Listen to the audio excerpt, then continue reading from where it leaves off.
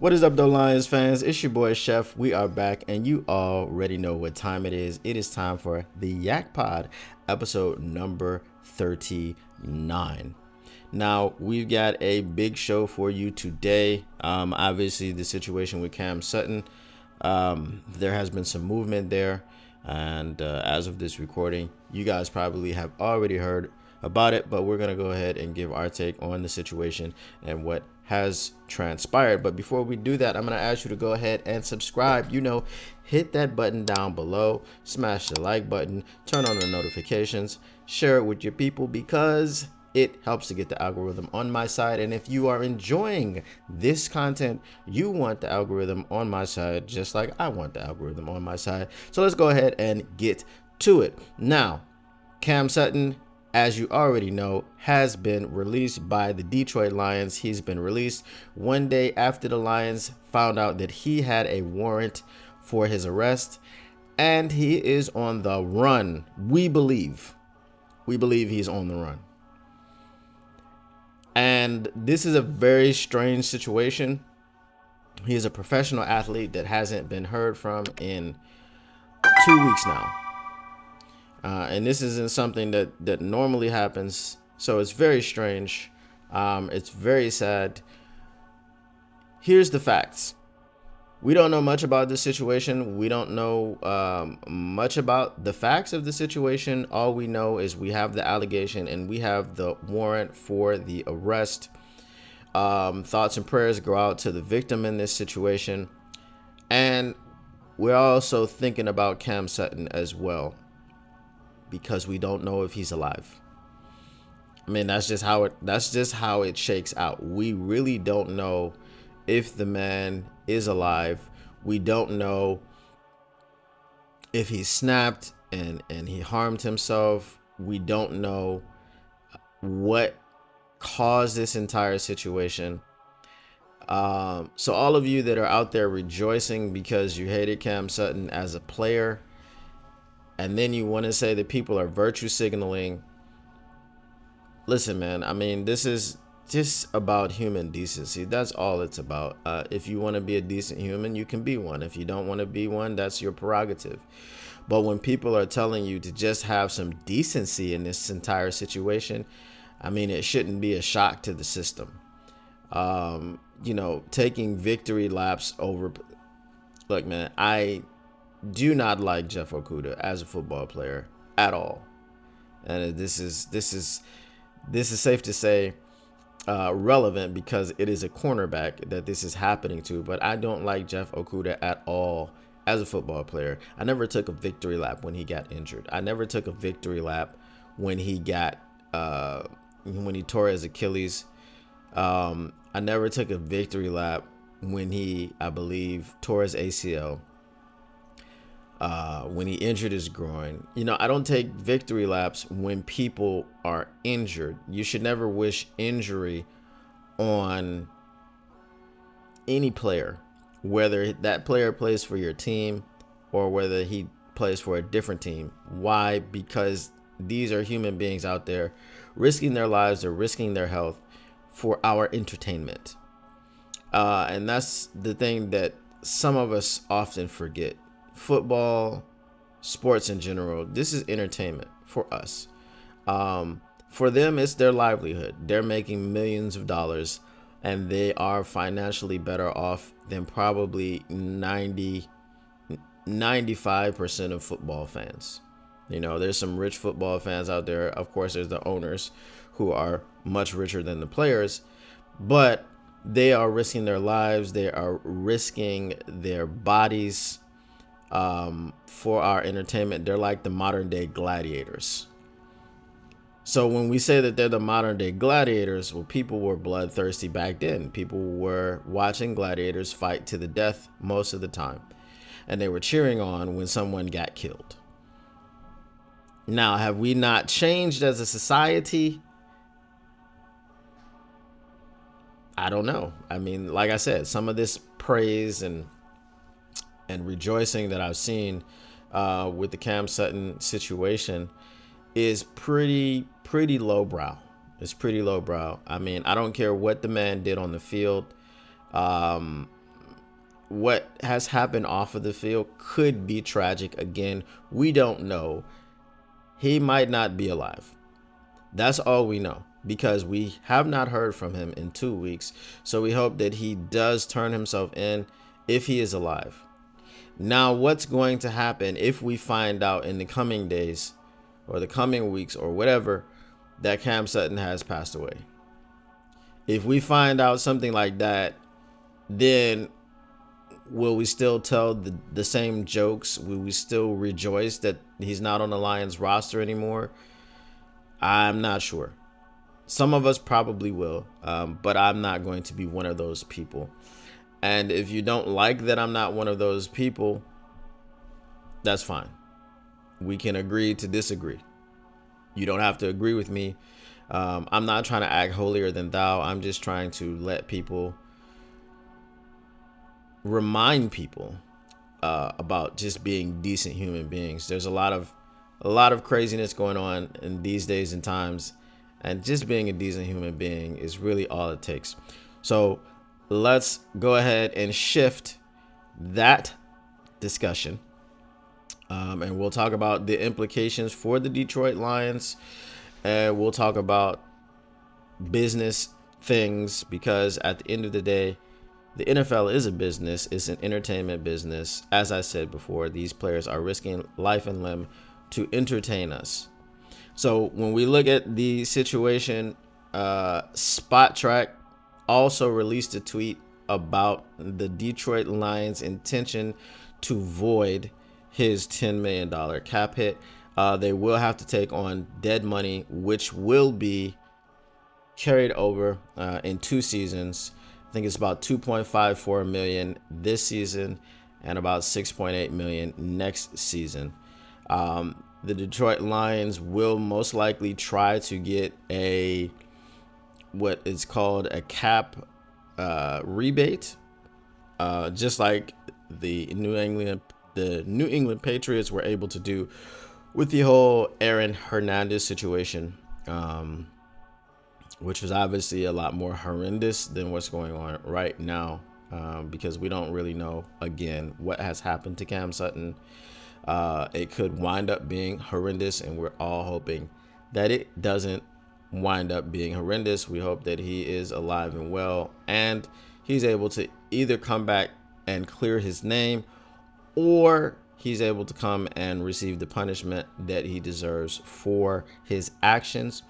But it looks bad because he's on the run. And as people have said, and as we all know, innocent people don't run. But I'm not going to call him guilty just because he ran. I don't know what he's dealing with. I don't know what the situation is. And I do not know any of the facts.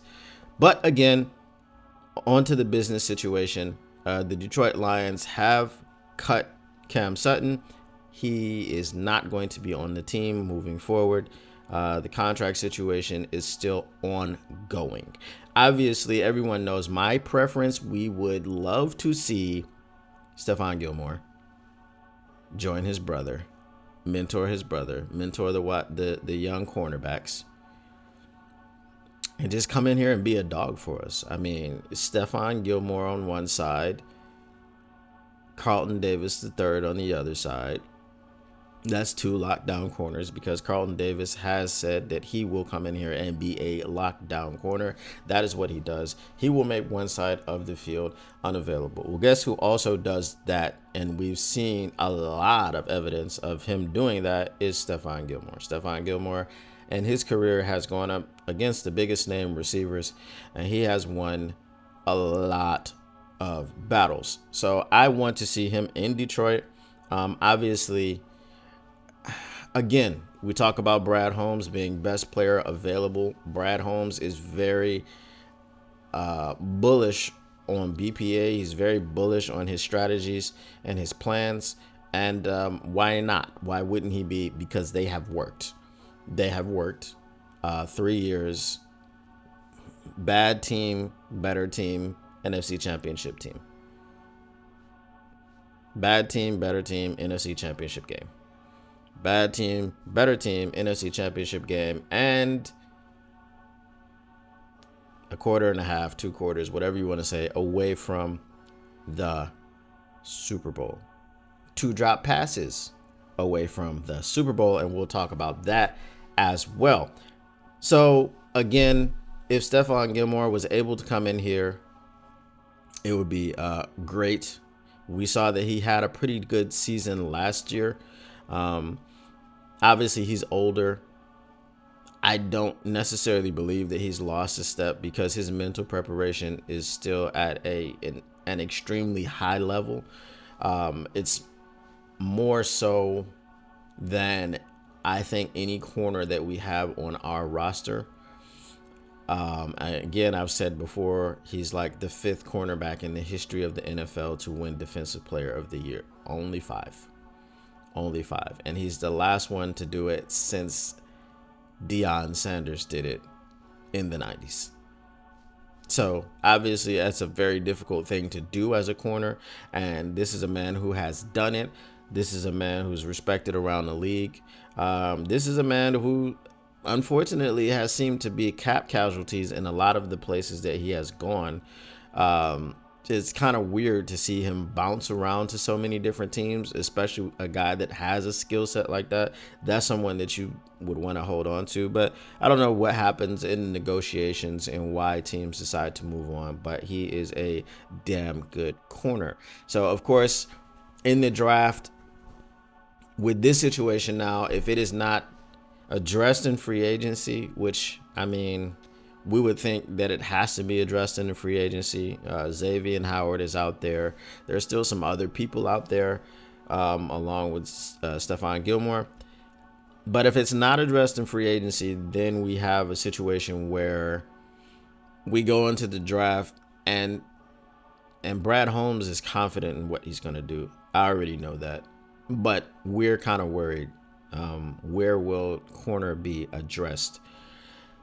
If Brad Holmes and Dan Campbell are content with Carlton Davis III being on one side and Amik Robinson being on the other side, then I don't think that we will see a corner be signed in free agency.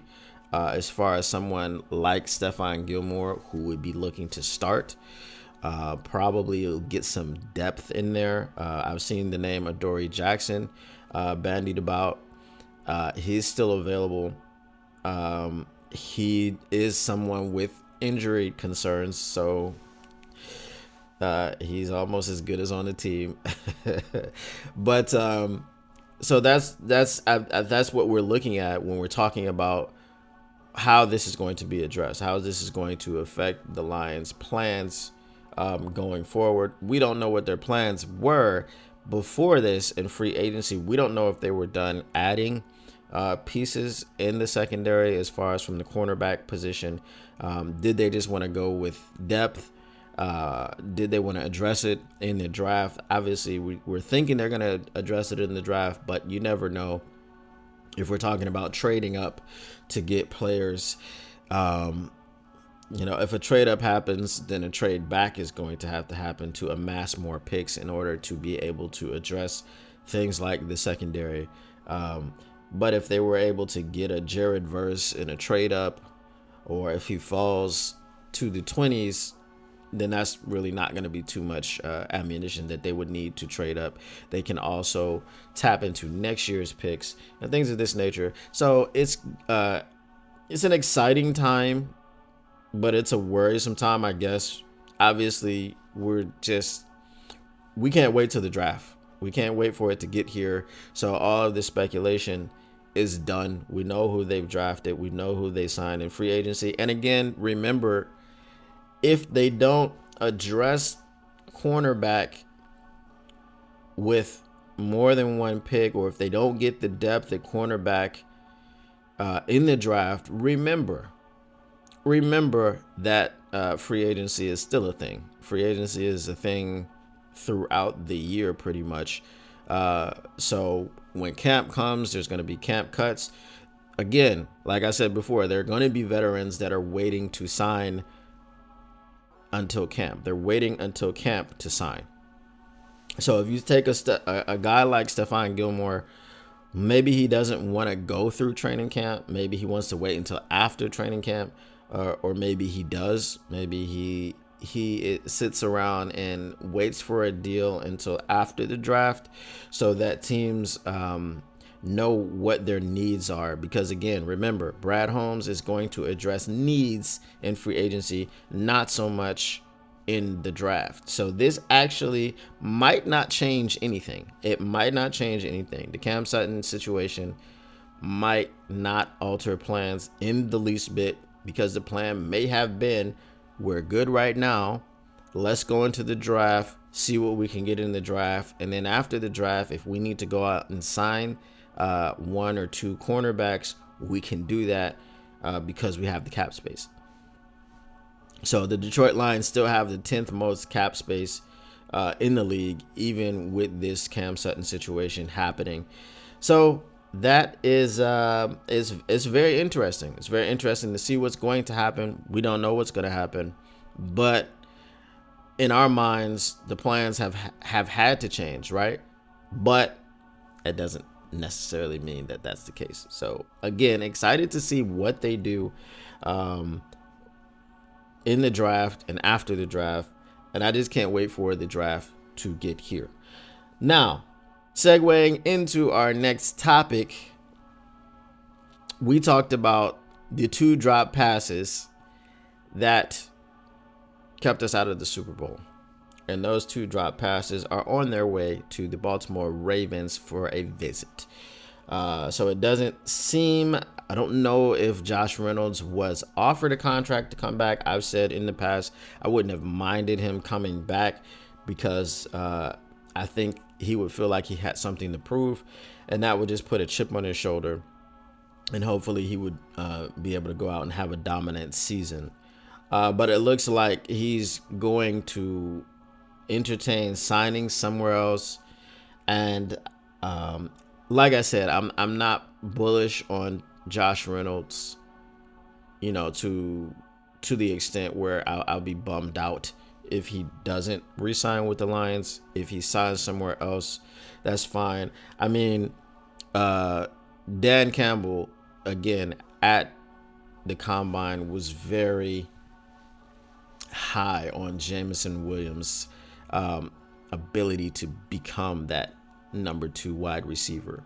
So if Josh Reynolds is out of the door and he was the number 2, then obviously JMO is going to step in and hopefully be the number 2. He's currently in Florida working with Teddy Bridgewater. You got to think that at some point he'll get to California and he'll be working with Jared Goff, building that chemistry and that timing, especially on deep throws. Jared Goff can just get more of a feel for his speed if they work together in the offseason. So I'm not mad at all if Josh Reynolds goes and signs somewhere else, goes and gets himself a deal. That's great. But give me Xavier Legette. Give him to me. I've been saying this the entire time. He needs to be a Detroit Lion if we're going to address receiver in the draft, which we probably will. You know, that's the thing, man. With that first pick, you know, number 29, what are we doing with it? Are we staying there? You know, this is why we can't wait for the draft to come, because we don't know what's going to happen. We don't know if they're trading up. We don't know if they're trading back. We don't know if they're staying. We don't know who the pick will be, what position the pick will be. So there's a lot of speculation out there. And now we've got these 2 situations with Josh Reynolds leaving and Cam Sutton being cut. How will those things affect the draft, if they will affect the draft at all? How are those things going to continue to be addressed in free agency before the draft, if that's going to be a thing, or after the draft? Which probably will be a thing. There probably will be a need to sign people after the draft. They do it every year. And then you have your UDFAs, who Brad Holmes is very, very capable of hitting on. So it's, like I said, this is a lot of speculation. But Josh Reynolds probably will not be a Detroit Lion. I'm excited to see what JMO does as the second wide receiver on the team. I am predicting right now 1,000-yard season for Jameson Williams, barring injury or anything else crazy. With Jameson Williams becoming the second receiver after Amon-Ra St. Brown, I am looking for a 1,000-yard season for Jameson Williams.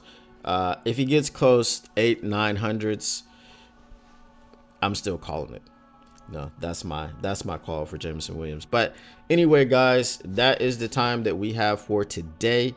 If you agree with anything that I said, let me know in the comments below. If you disagree with anything that I said, let me know in the comments below. As I've said every single time, agreeing, disagreeing is always cool. Just let me know what you think in the comments, and we will go ahead and reply to those comments and get back to you, because the discussion with the people is the most important discussion of them all.